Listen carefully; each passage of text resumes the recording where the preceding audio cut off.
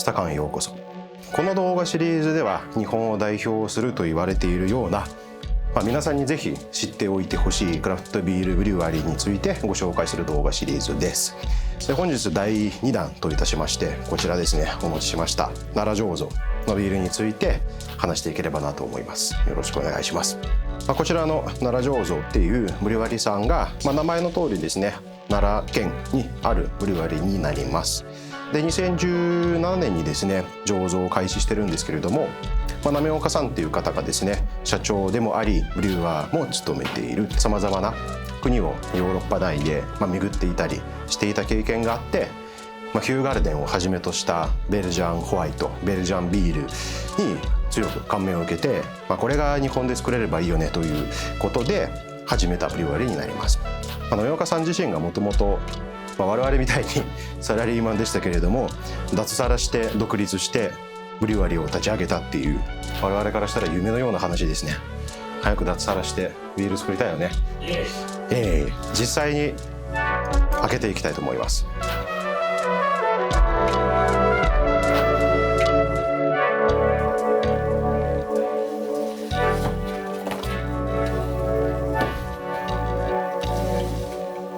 こちらですね。奈良ブリューイングのビールの中にはですね、大きく分けて1回出たものはもう二度と買えませんというようなものもあるんですけれども、こちらのインテグラルとノクターンっていうのがレギュラー化しちゃってる、こちらですね、N ボトルコンディションドというふうにこちら書かれてるところがあると思います。何を意味してるかっていうと、瓶に詰めた後にさらに少し酵母を入れて糖分を入れてボトルの中で二次発酵が進む、保存する期間によっては大きく味が変わったりするものもあるので、半年置いてみたりとか1年置いてみたりとか、同じようなビールでも全く味が変わることがあるので、楽しみ方の一つとも言えるかなと思います。私が今年5、6本ぐらい開けたかな。去年も10本開けましたし、もう毎年毎年リピートしまくってるビールにもなります。それでは早速参りましょう。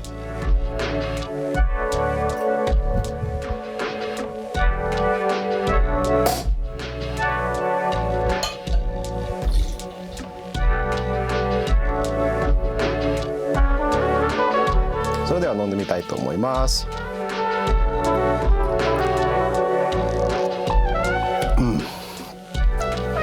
大好きな味ですね。で、こちらですね、スタイルとしてはセゾン 9%。 もう本当にビールというよりはシャンパン寄りなところは強いですね。シャープでありながらほんのり甘みもあって、先ほどもですねコルクもついてたので、本当にシャンパンのように開けてシャンパンのように飲める最高の一杯だと思いますね。最高のどの料理にでも合うようなビールだと思いますね、これは。では他のものも飲んでみたいと思います。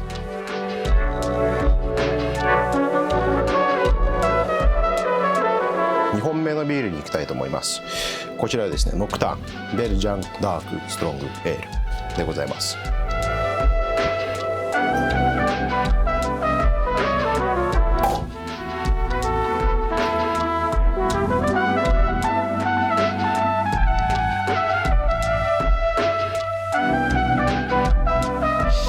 最高だね。リコリス、コリアンダーとオレンジピールが入ってますね。ベルジャンダークストロングエール、ダークストロングって言ってるぐらいなんで、9.5% ですね、アルコールが入ってますと。でありながらですね IBU20 なので、でもこのイラストね大好きなんだよねこれ。よし、いただきましょ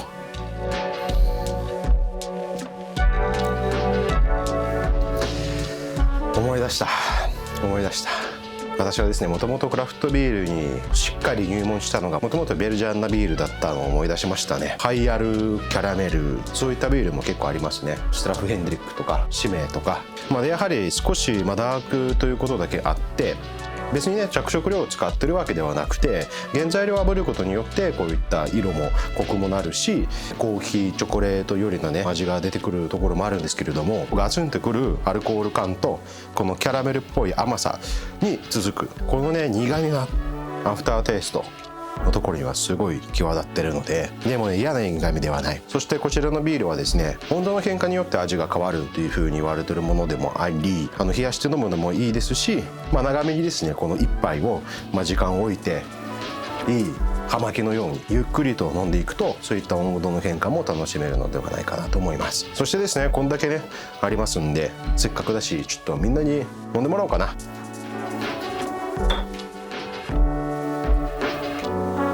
乾杯。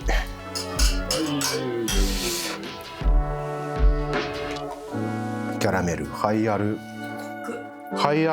なビールは大体甘いで、それも結構ベルギービールの中ではよくある現象なので、それをね思い出しちゃったね、久しく。ハイアルならではの甘さ、ストラッフヘンデリック。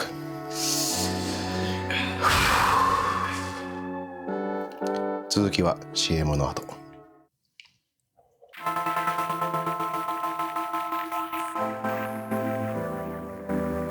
ラブツーユーフルーツサワーエールというスタイルになります。パイナップルとグアバとライムがですね入ってますと。もう最高だ。こちらの方にですねこれスペックが書かれてるようなところもあるんですけれども、ビールの名前とスタイルとアルコール度数と原材料、この反対側にこういったイラストレーションも入ったりもしています。インテグラルもノクタンもですねこちらも入ってましたし、本当にナラブリューイングはデザインとしての完成度とビールとしての完成度が全てつながっているように思いますね。ナラブリューイングであればジャケ買いでも間違いなし。それでは飲んでみましょう。酸味は結構ありつつで、ライムとしてのキャラクターがすごい出てるようなビールが似合ってるんですけれども、くどくない最高ですね。あとですね、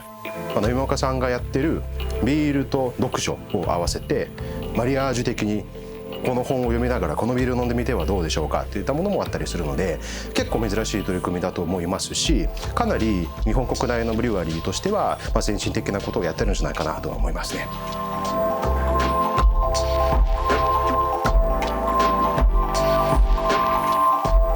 では次に行きましょ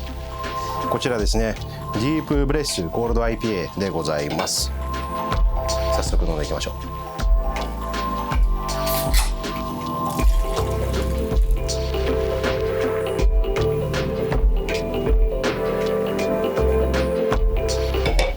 素晴らしい泡立ちですね。最高の一杯になる予感がしますね。では飲みましょう。乾杯。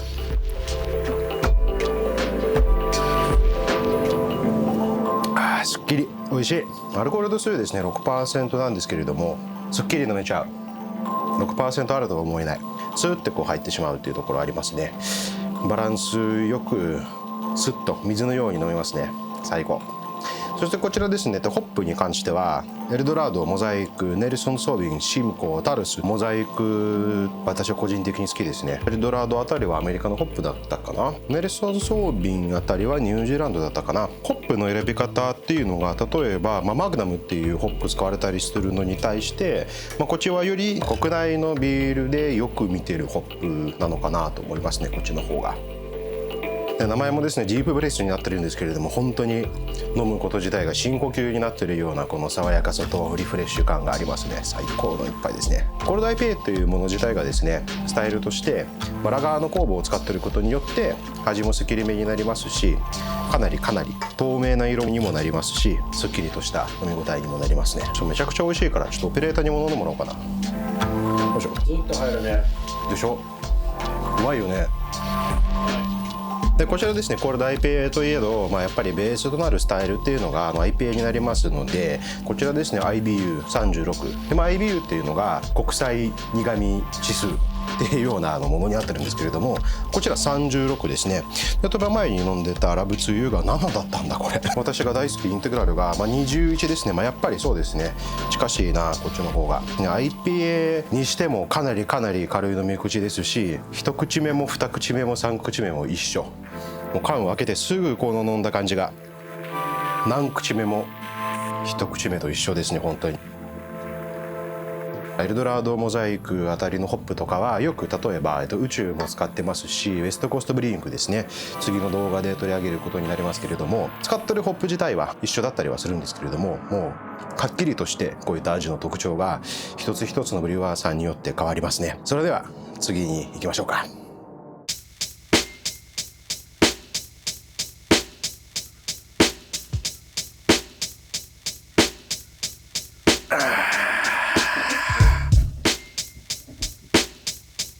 マッチスティック持ってきました。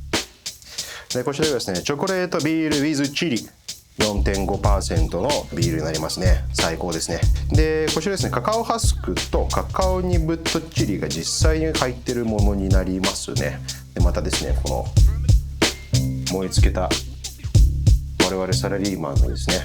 比喩したようなものになってるのかな。毎週月曜日の朝こんな感じになってない？燃え尽き症候群的な。というわけではいこれ飲んでいきたいんですけれども、その前にですねスタ缶名物ナイトロ缶の開け方動画を先に見てもらいましょうか。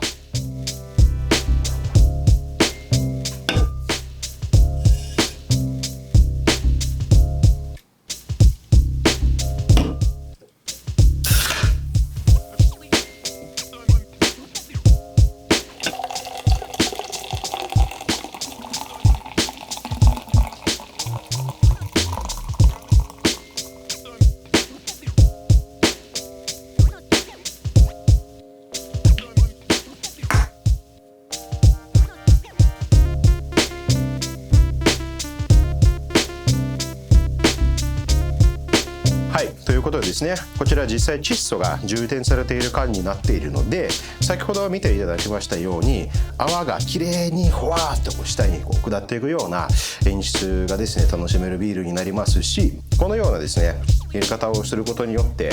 実際の上にあるビールの泡のところに味が汲み取られていって泡も楽しく美味しくいただけるようなものになりますね。こちらの缶のところにもですね正しい継ぎ方っていうところも書いてあるんですけれども、シェイクハードバーティカルポールウェイトではやってみますか。せーの。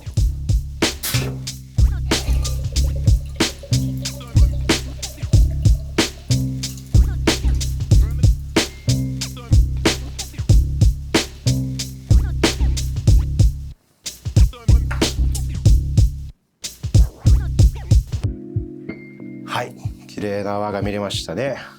知らんけどチョコレートビールしかもチリ入りということでとても珍しいスタイルですね。コラボレーション先としてダンデライオンチョコレートという、東京で一つのお店で最初から最後までチョコレートを作ってるところとのコラボレーションなので原材料もですね品質間違いなしということで飲んでみましょう。乾杯。うまい。チリ入ったチョコレートって結構あるよね。もうまさしく飲めるチリチョコ。そしてやはりこのナイトロ缶特有のこのモコモコと柔らかい泡がきめ細かくて、この上の層がですね全てをつなげるものにもなってるんですけれども、味自体もチリドカーって最初から入ってくるというよりかはもう飲んでいくうちの後味よりなところにチリが少しほんのりピリ辛っていうぐらいに残っていて、ほんのりチョコレート、ほんのり少しバニラをのせるようなものもありますし、甘いチョコレートといえば結構スタイルとしては、そのダーク系のですねスタウトとかポーターとかスタウトとかチョコレートを入れるっていうよりかは、モルトとか炙ったことによってチョコレートを思わせるような味が出たりするんですけども、結構ねボディがしっかりめなビールがそういう意味で言うと多くて、アルコール度数も高くて 4.5% でこういうチョコレートっぽさもありさって飲めるようなビールなので、これは最高ですね。チョコレートとチリのバランスが絶妙。スタウトっぽいのにみずみずしく軽く飲めるのが最高ですね。これだったらいくらでも飲めちゃうよね。クラフトビールっていいものですね。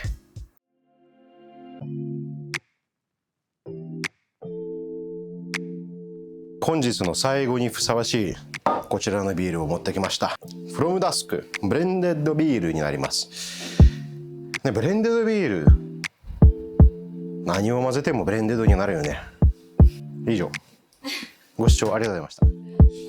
冒頭でいただきましたノクターンですねを一回もう醸造して発酵させてできましたとっていう液酒をさらにもう一つのビールと混ぜて作ってるものになってるんですけれども、ミノーインペリアルスタウトと混ぜてるんですよ。これはとんでもないことですよ。でミノーさんもですね地域的には近しいんだよね。で大阪府にある、かなり歴史のある醸造場になるんですけれども、インペリアルスタウトと先ほどのベルジャンダークストロングエールも聞いただけで酔いそうで、ということでアルコール度数は 9.0%、 IBU31 種って書いてあるよ。これすごい面白くない？ 31種。大体ね、大体30ぐらいということで、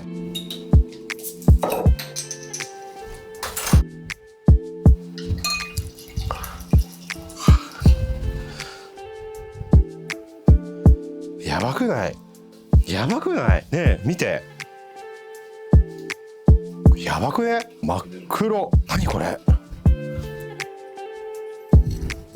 危険。9% もないし、インペリアルスタウト感もなくなっちゃってるし、ベルジャンダークストロングエールどこいたんだろうこれ。あのノクタンがこうなるの。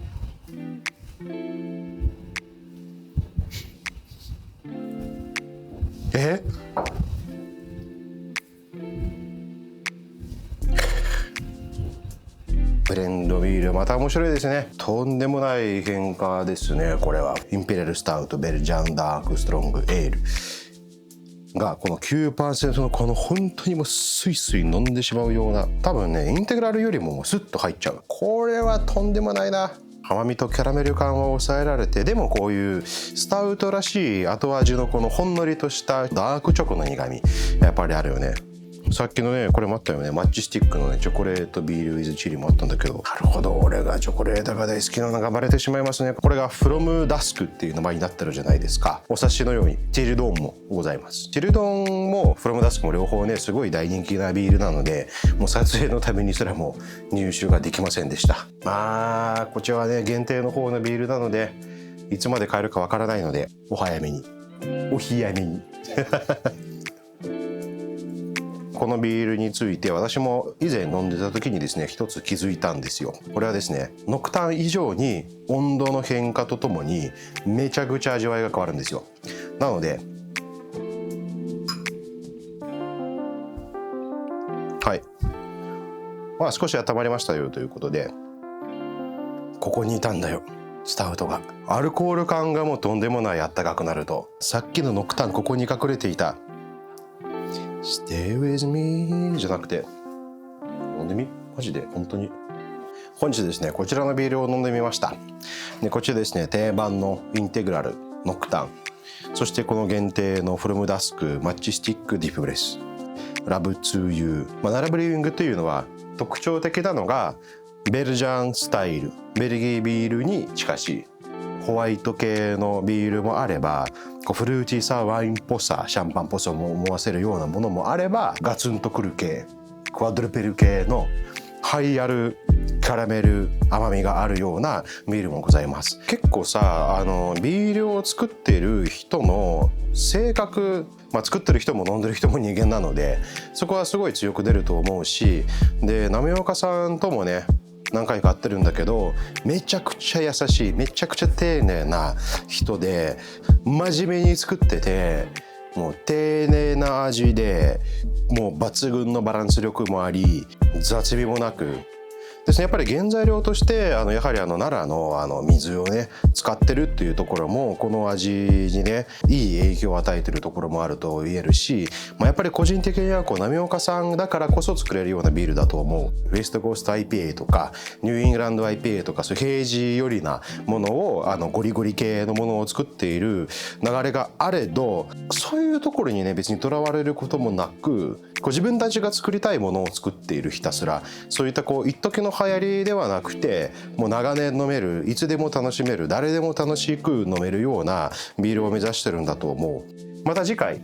以降も次も次の次もさまざまなブリュワリーの話もこれからもしていきますので、ぜひぜひ追ってみてください。では今日はここでお疲れ様でした。